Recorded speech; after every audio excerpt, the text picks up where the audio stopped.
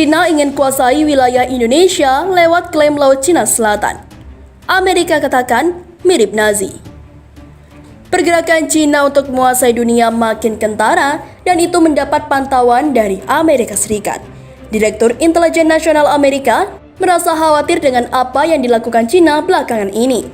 Bahkan Amerika sudah mewaspadai Cina sebagai salah satu negara yang bisa menggeser pengaruh Amerika di dunia.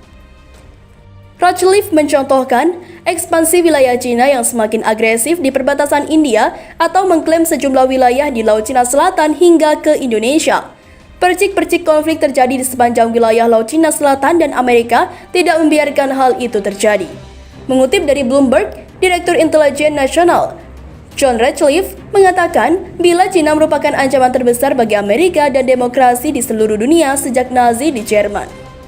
Ia pun mengimbau bagi para pembuat kebijakan harus bersiap untuk periode konfrontasi yang berkepanjangan dengan Beijing.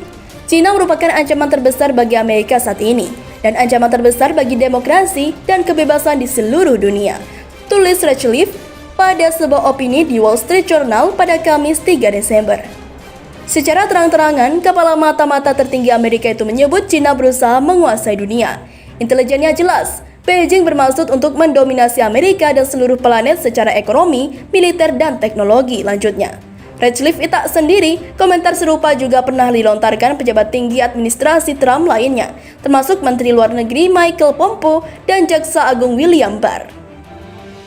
Pompeo bahkan menyebut Cina akan menjadi mimpi buruk kepemimpinan yang rakus, yang berniat menghancurkan demokrasi itu sendiri. Pernyataan itu mencerminkan peran utama Cina dalam pandangan pemerintah yang pergi dari strategi keamanan nasional Amerika melebihi Rusia. Cina harus menjadi fokus keamanan nasional utama Amerika ke depannya, kata Ratcliffe. Tak bisa dipungkiri, di masa lalu Cina menjadi negara dengan kekuatan yang besar. Meski sudah jauh berbeda dari 100 atau bahkan 1000 tahun yang lalu, tak menutup kemungkinan bila sejarah akan terulang. Kebijakan serta praktik luar negeri dari dinasti besarnya dapat memberi kita wawasan tentang bagaimana para pemimpin Cina modern dapat menggunakan kekuatan mereka yang semakin meluas di masa depan. Dapat beragam tudingan atas aksi yang gemar mengklaim wilayah negara lain. Pemimpin Tiongkok Xi Jinping justru mengaku tidak berusaha membuat konflik.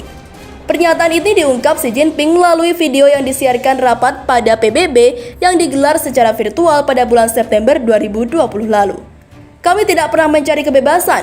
Kami tidak pernah mencari perbedaan, ekspansi wilayah, dan kekuasaan.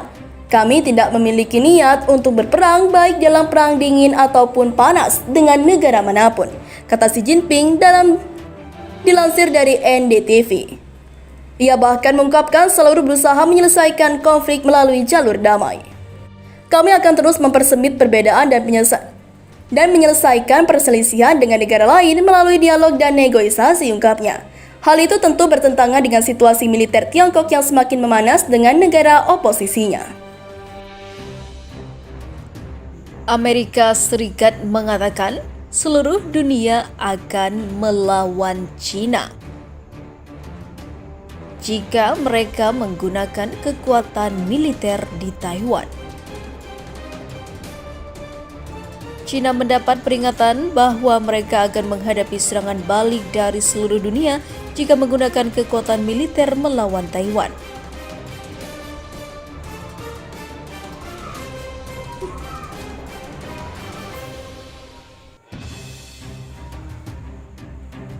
Melansir Express.co.uk, Robert O'Brien, penasihat keamanan nasional Amerika Serikat, membuat pernyataan itu pada hari yang sama ketika Cina mengancam akan memberikan tanggapan yang sah dan perlu kepada seorang laksamana Angkatan Laut Amerika Serikat yang mengunjungi Taiwan. Ini merupakan sumber ketegangan terbaru antara kedua negara adidaya terkait masalah Taiwan setelah negara pulau itu menyetujui kesepakatan senjata multi-miliar dolar dengan pemerintahan Donald Trump. Saya tidak dapat membayangkan apa reaksi yang lebih besar dari seluruh dunia terhadap Cina jika mereka mencoba menggunakan kekuatan militer untuk memaksa Taiwan.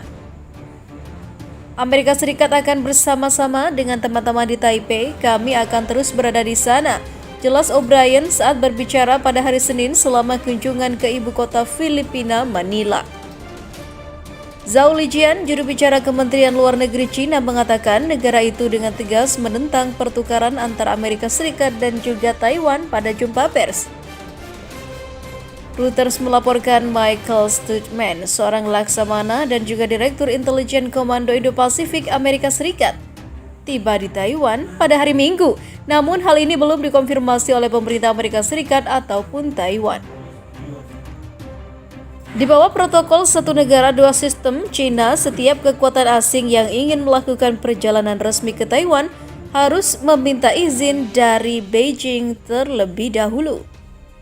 Pengaturan bilateral antara Taipei dan pemerintah lain dipandang oleh China sebagai tantangan atas klaim mereka atas Taiwan. Pihak China akan melakukan tanggapan yang sah dan perlu menurut situasi yang berkembang, kata Zhao seperti yang dilansir express.co.id. Kesepakatan senjata Amerika Serikat Taiwan dipandang oleh Beijing sebagai ancaman bagi kedaulatan mereka, termasuk sistem pertahanan pesisir Harpoon buatan Boeing, artileri, roket, sensor, dan juga rudal.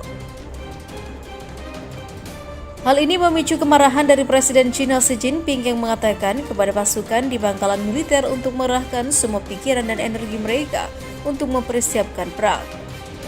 China kemudian memberi sanksi kepada perusahaan pertahanan Amerika Serikat Lockheed Martin, Boeing Defense, Space and Security, and Raytheon sebagai aksi pembalasan dan membidik individu dan juga entitas lainnya yang terkait. Informasi saja, pemerintahan Donald Trump menyetujui penjualan senjata dengan nilai lebih dari 15 miliar US dollar Amerika, di mana senjata senilai 7 miliar US dollar dijual pada bulan September kemarin.